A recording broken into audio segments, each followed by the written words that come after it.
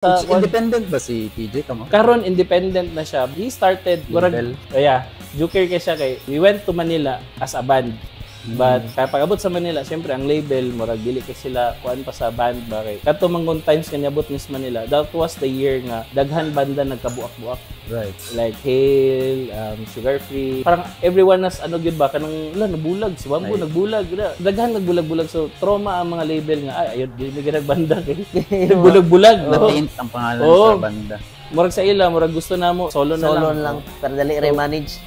So kami ni TJ, we presented ourselves as band. Murag kuan ba? Savage Garden nga duhara. Pero Savage Garden duha. 21 pilots. 21 pilots wala na.